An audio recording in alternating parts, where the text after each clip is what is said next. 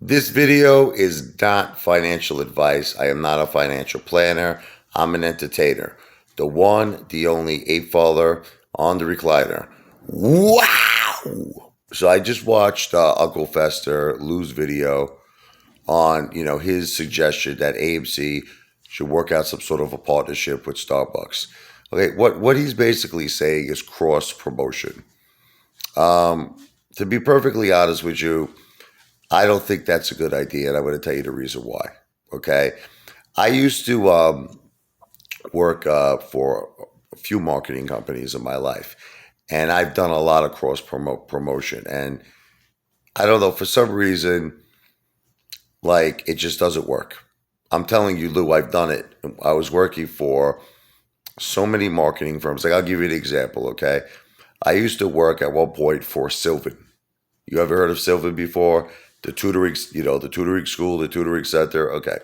So I'll give you a perfect example. I would go to, say, a pizzeria. I went everywhere. It was the Square Pizza in Staten Island. I went there. I said, look, you heard. Now, they were like in the same general area. This pizzeria was like across the street from where the Silver was located on Highland Boulevard. So I spoke to the guy, sat down, great guy, real Italian.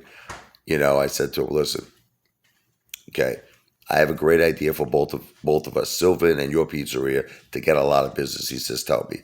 What I'm going to do is this. I'm going to bring, all types of information on Sylvan. Maybe we could put up like a sign, like a sign on a stand, and then we'll talk a little bit about Sylvan. And in return, what I'll do is in our, Sylvan Tutoring Center, I'll put up a big sign about your pizzeria, the Square. We'll talk about all your specials. I'll leave if you have anything, menus, whatever you want me to leave. So the guy agreed. And just when people came into Sylvan, they paid no attention to it. I'm going to tell you the truth. They pay no attention because you want to know what it is. They're there for tutoring. That's the thing. And then and the same thing when people went into the Square, they didn't care about Sylvan. They didn't care about our discount prices, our specials we would give it to them. They just disregarded it because they're there for pizza. And I want you to know I actually did this with a ton of other businesses. I went into a karate school. I did so many. I went into diners. And like that's what we did. We put up big signs of Sylvan, and then we put up signs throughout our Sylvan location of the diners, the karate school. And what we come to learn is that it doesn't work. It doesn't work because people are going to the diner for the purposes of eating.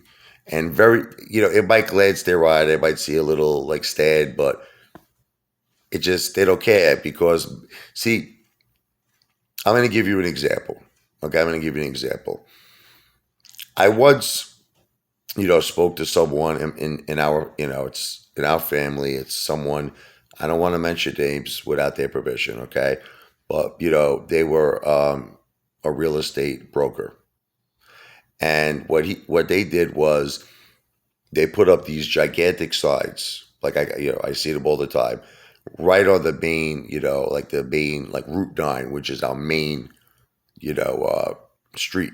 Like I'm talking, the traffic is unbelievable on Route 9. Okay, you go down Route 9, you're gonna see like forget about it, tens of thousands of cars, like it's so much traffic that you can't even pull out. Like if you're in like a shopping center, Jed, right? Tell them sometimes we gotta wait 15 minutes, right? We gotta wait 15 minutes just to get out because there's just so many cars coming. So you would think that would work, right? That big billboard sign. It doesn't work because the reason why it doesn't work is because people are driving, they got their mind on something else. I got to get to work. I want to take my family out to a restaurant. So when they see this, they pay it no mind.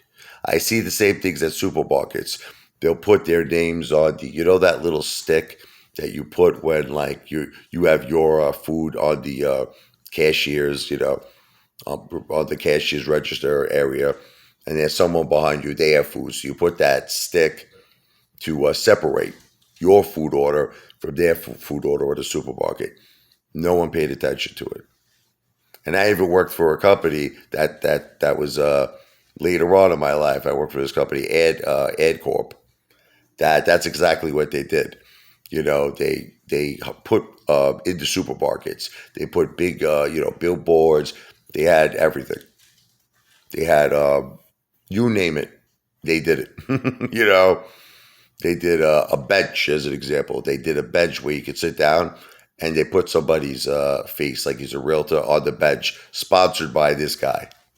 They had TVs that were connected in the supermarket right on the cashier's register, and it would play commercials of all these businesses. Like one time, me and my wife, we were at a diner, and there was a TV, and it was flashing different commercials of different businesses. I paid it no mind. I paid it no mind because I'm not there to watch commercials. You even see, remember I showed you the other day, I was at Cafferty's, the restaurant. This was maybe like 4 or 5 days ago, where I get my prime rib steak. They have the advertisements on the table of all different. I pay it no mind. What I'm worried about is the steak, the plate they're gonna put over all these advertisers on the table so I can eat it and be very happy, right? So I don't think it's a good idea, Lou, but I'm not trying to rain in his parade. I'm just telling you from experience, it doesn't work. The way that we would win, okay, is that he has the branding already, the branding power. AMC has the branding power. He needs to use that in a way that will make sense to the industry that he's in some way. It's got to relate. Starbucks, there's no relation. When I'm going to a movie, I'm not thinking of Starbucks, right? So I know he tried to do that with the popcorn, but the thing is, the big, in my opinion, gigantic thing is streaming. That's it. And more as the years are going to go on, movie theaters, in my opinion, will eventually possibly become, like done. Like they're going to be like extinct, like the dinosaurs. And it's just going to get to a point where people are going to watch movies from the comfort of their own home. I mean, I know it sucks because people love the experience of movie theaters, but just moving into the future, it's like the drive-in movie theaters. Remember, I always thought that was the greatest idea in the world, and that unfortunately stopped. That went out of business. Blockbuster Video thought it was the greatest business in the world. They closed down. They shut down. So it's inevitable over, I'm not talking now, but over many years to come, like into the future, streaming is the future. Streaming. Okay. So you don't understand. AMC could compete with Netflix. They could compete with Disney. They already have tremendous branding. In other words, if they started a service that competed with Netflix, I think they could take a tremendous amount of market share. Okay, and he might be able to do it, not even spending a dollar of his own money, Aaron, like meaning not his personal money, but AMC's money, because he could offer some sort of a stock offering, private placement. Branding is the key. Use AMC, but go into an industry that could take us over the top. This cross promotion stuff, I'm telling you, it doesn't work. That's just, look, I'm not trying to upset you.